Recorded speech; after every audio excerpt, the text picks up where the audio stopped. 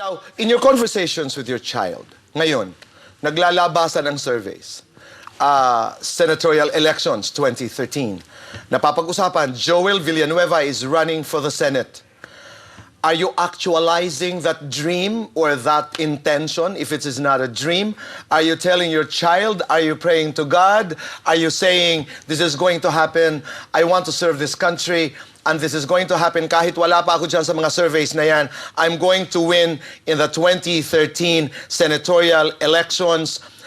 Why are you not in the surveys? What is wrong? Ang kasagutan sa pagbabalik ng The Bottom Line.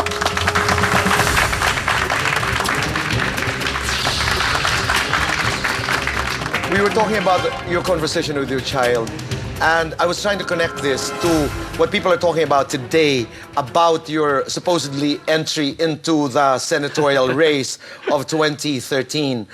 And surveys are coming out now. Wala ka pa doon sa mga surveys dahil hindi ka pa klaro na nagpapahiwatig talaga ng iyong intensyon. Pero what is your take? Every time you see these surveys and your name is not yet there, ano ang iyong pakiramdam? Una, Tito Boy, gusto kong sabihin na hindi survey ang magdidikta kung ano yung gusto kong gawin sa buhay ko. Pangalawa, dun sa usapin na ito, I always tell my son na, you know what, daddy is being... kasi kung kausapin ko siya, parang ano matanda na, no? Daddy's being noticed, ganito, ganyan. Alam mo, yung pagiging isang senador, ang tingin natin sa isang senador ay magagaling, mayroong matinding unquestionable integrity. At for daddy to be part of this is something, it's something great. You should be proud of me, ginaganon ko siya, no? And pero more than anything, para sa akin, ito'y ebidensya ng mga ginagawa at nagagawa natin sa TESDA, kaya tayo napapansin. Meron tayong mga estudyante mula sa pamantasan ng lungsod ng Muntinlupa. Go ahead. My name is Joel Villanueva from Pamantasan ng lungsod ng Muntinlupa. Hindi tayo magkamag-anak. Political science. So my question is, we know that the basic problem of our society today are those jobless. So, as the director of TESDA, so what help can attribute? Alam mo, pinsan, ang problema ng unemployment, hindi lang sa ating bansa, sa buong mundo, no? Sa Amerika, 8.3% ang unemployment. Tayo, 7.2%. Sa Europa, ngayon, nag-average sila ng mga 10 to 11%. Ngunit dito sa ating bansa, ang nakakatuwa is that because of the sound policy ng ating pamahalaan, na-address natin yung tinatawag na jobs mismatch. Kung titignan mo yung ating mga job portals, makikita mo doon, ang daming trabaho. Pero ang problema, hindi swak yung kaalaman at kasanayan ng ating mga kababayan, even college graduates, dun sa mga trabaho. Dito naman pumapasok ang TESDA dahil ang TESDA ang swak dito. So yung bawat training, bawat kurso, nakaangkla dun sa pangangailangan ng industriya. Yung binabanggit ko kanina, kaya nagpa-partner tayo sa mga private sector para pag-graduate nila, mas malaki yung tsansa, kung hindi man 100%, meron silang trabaho. So ito yung patuloy nating ginagawa at patuloy nating ine-encourage. Sapagkat hanggang ngayon, unfortunately, meron pa ring stigma na ang tanging susi o paraan para magtagumpay sa buhay, dapat college graduate ka. Siguro magugulat ka, pinsan, kung sasabihin ko sa'yo na last 2 years ago, 20% of our graduates in TESDA are college graduates. Nitong nakaraang taon, 18%. Maaaring bawas yung rate, but if you look at the individuals, mas madami. Yung iba, hindi na tinatapos yung kolehiyo, nagpupunta sa TESDA, nagpupunta sa technical education and skills development at nagiging isang TESDA specialista. Kaya nga ako mismo, kumuha ako ng pagkabarista para kung sakaling mawalan ako ng trabaho bukas, meron akong fallback position. Gagawin sana natin ngayon yan eh. Oo, hindi lang naayos ang mga connection dito sa studio. But Joel, do you have numbers? If you're talking about the problem of unemployment, so far, meron ka bang statistics? May stats ka ba? Kung ilan ang nabigyan ng trabaho, ilan ang graduate na... Kasi ang TESDA, hindi ba? Hindi ka lamang nag-aaral. Tinutulungan ang nag-aaral sa TESDA makahanap ng trabaho. Yes.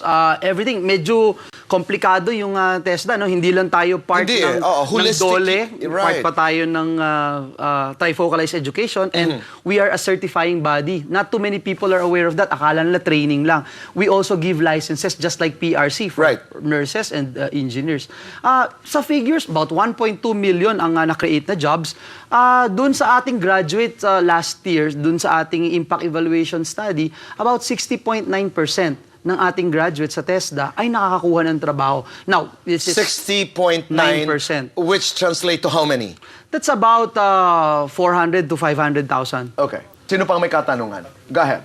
Magandang gabi po, Hi, Sec. good evening. Magandang gabi po, Tito Hi, Boy. sir. Ano po sa palagay nyo or is there any visualization na magkakaroon po ng pagkakataon o equal na oportunidad yung mga kabataang hindi nag-aaral na kung saan mahahasa sila at maibibigay nila kung anong meron sila para sa bayan? When I first came into TESDA, yan yung unang sinabi ko kay Presidente Noynoy, no, na importante na magkaroon ng access ang lahat. Hindi lamang yung may salapi, kung hindi yung mga nasa komunidad. Meron tayong mga community-based programs, meron tayong TESDA online program, dun sa mga may access naman sa internet. Meron tayong the most famous program siguro ng TESDA, itong scholarship program. At dun sa scholarship program, meron tayong PESFA at TWSP. Yung PESFA, it means Private Education Scholarship Financial Assistance. It's under Gospel Law, 200 million every year. Every single district, may allotment yan, may mahigpit na formula dyan. Pag 120,000 pesos a year ang iyong sweldo ng iyong buong pamilya, ikaw ay makaka-avail yan. Yung TWSP, for the past 3 years, 700 million yan. At nung nakaraang taon, last quarter, si Pinoy gave 1.1 billion pesos. At nakafocus lahat ito doon sa mga less fortunate. At yung kamakailan lang nung May 1st, in-emphasize namin yung mga out-of-school youth ng DOLE. Mineri namin yung SPES tsaka yung TWSP para dun sa, just for out-of-school youth, para nang sa ganun bigyan sila ng pagkakataon. And at the same time, meron pa kaming program na binibigyan na rin namin sila ng toolkits para pagkatapos ng training, on their own, meron na silang pagkakakitaan. Narito naman, Joel, ang mga katanungan mula sa ating mga bottom liners, mula kay Mike Lopez, isang social-political communicator. Hindi ba sakop ng anti-EPAL bill ang mga billboards na tulad ng sa TESDA, the ones with your face on it? Yeah, that's a very good issue, no, na raise kasi ito po ay tulong ng ating mga kababayan. Madali i-check kung gumastos po tayo kahit 5 mula sa ating gobyerno. At higit sa lahat, para po sa akin, pag malinis yung iyong konsensya at may mga tao na tumutulong po sa iyo para mai-promote yung ating advocacy, na bigyan ng dignidad ang ating mga kababayan na hindi makapag-college at bigyan ng trabaho ang ating mga kababayan. Para po sa akin, wala ho akong kinatatakutan. Mula naman kay GB Gores, Secretary General ng Student Alliance Council of the Philippines. Yes. What do you think of political dynasty and religious leaders being involved in politics? I don't know if you would categorize my case or our case as dun sa political dynasty dahil kami yung first generation na politicians. Dynasties in general, maybe. Well, yung dynasty in general, I think importante yung mapalakas natin yung suffrage natin, right to suffrage. May choice ka dapat. Hindi po pwedeng ang choice mo lang kung sino yung nananatili dyan. Okay. Hindi po pwedeng kung yun lang ang naririnig mong pangalan, yun lang ang choice mo. Hindi Religious pwede. leaders being involved in politics. Kahit sino, Pilipino, kahit sino, may karapatan para magsilbi at magbigay karangalan sa ating bayan. Okay. Mula kay Nini Borja. She's a company president. Of all the training projects in TESDA, what is the most successful in generating employment for the masses? What project is closest to your heart, and how will you sustain this endeavor? Well, yung masses, if it's masses, no, yung tourism sector, nandiyan yung barista, masahista, bartending, etc. Hindi ako, dahil ako isang NC3 holder, no, isa akong barista. But when you talk about employment also, mabilis din yung employment niya. No? Like, for instance, being a barista, right now, as we speak, there are about 35,500 jobs available for us. Bilang barista? Yes. But if you look at some technical aspect of the courses that we are offering, go to BPO. My goodness, ang laki. We're having a phenomenal growth in the BPO sector. And you don't have to leave the country, as you would say. Yes. Okay.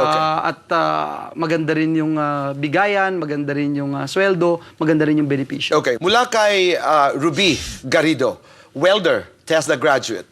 Isa po kayong anti-corruption advocate.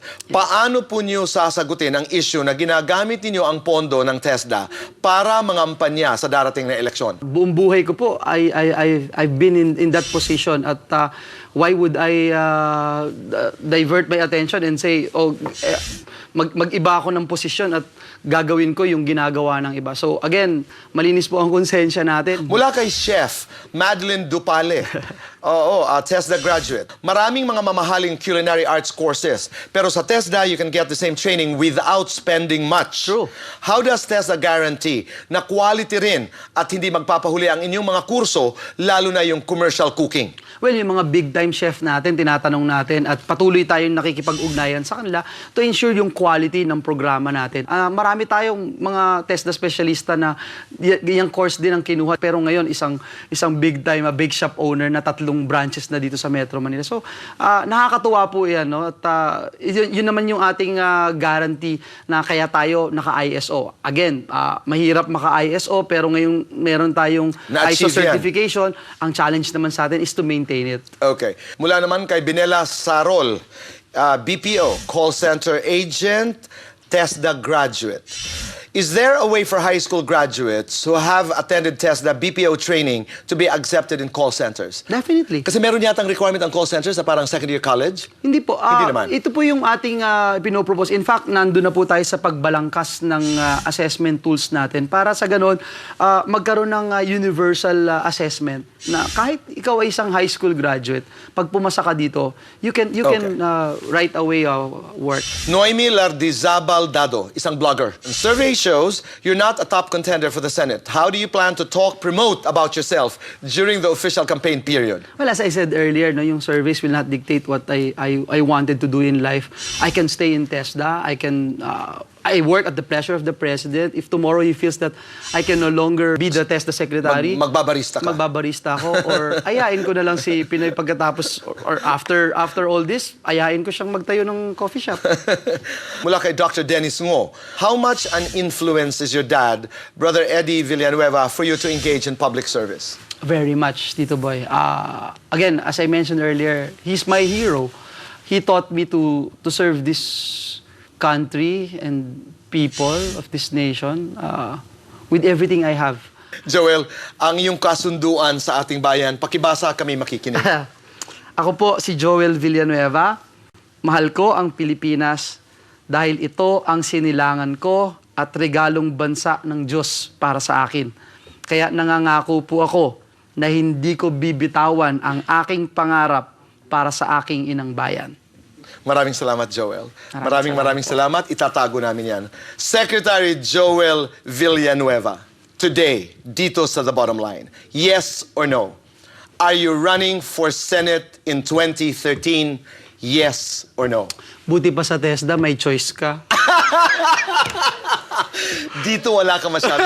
May choice ka rin, pero dalawa lang. Oo lang at saka hindi. I would love to answer that question, but unfortunately, it's not in my hands. It is in the hands. Of God and the people around me. Paano ko naman lalabanan yan? Maraming salamat, Joel. Maraming salamat. Isang malaki rangalan po ang makasama. Ang karangalan at kasiyahan ay amin din.